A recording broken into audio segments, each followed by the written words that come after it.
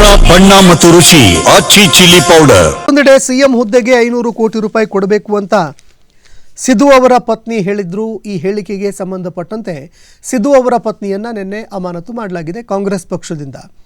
CM ಹುದ್ದೆಗೆ 500 ಕೋಟಿ ಅಂತ ಸಿಧು ಅವರ ಪತ್ನಿ ಹೇಳಿದ್ರು, ಅವರನ್ನು ಅಮಾನತು ಮಾಡಲಾಗಿದೆ.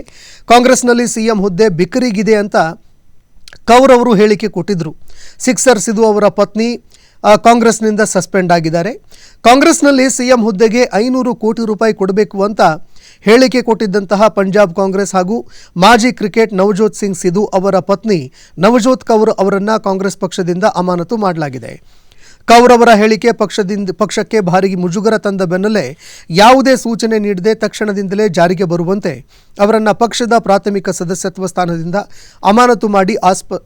ಅಮಾನತು ಮಾಡಿ ಆದೇಶ ಹೊರಡಿಸಲಾಗಿದೆ. ಇನ್ನು ಇದೇ ವಿಚಾರಕ್ಕೆ ಸಂಬಂಧಪಟ್ಟಂತೆ ಡಿಸಿಎಂ ಡಿಕೆ ಶಿವಕುಮಾರ್ ಅವರು ನಿನ್ನೆ ಪ್ರತಿಕ್ರಿಯೆ ಕೊಟ್ಟರು. ಹುಚ್ಚಾಸ್ಪತ್ರೆಗೆ ಸಿಧು ಅವರ ಪತ್ನಿಯನ್ನು ಸೇರಿಸಬೇಕು ಅಂತ ಅವರು ತೀವ್ರವಾಗಿ ವಾಗ್ದಾಳಿ ನಡೆಸಿದ್ದಾರೆ. ಕಾಂಗ್ರೆಸ್ನಲ್ಲಿ ಸಿಎಂ ಆಗೋದಕ್ಕೆ 500 ಕೋಟಿ ಕೊಡಬೇಕು ಅಂತ ಹೇಳೋರನ್ನು ಹುಚ್ಚಾಸ್ಪತ್ರೆಗೆ ಸೇರಿಸೋಣ ಅಂತ ಅವರು ನಿನ್ನೆ ತೀವ್ರವಾಗಿ ಆ ಹೇಳಿಕೆಯನ್ನು ಖಂಡಿಸಿದರು.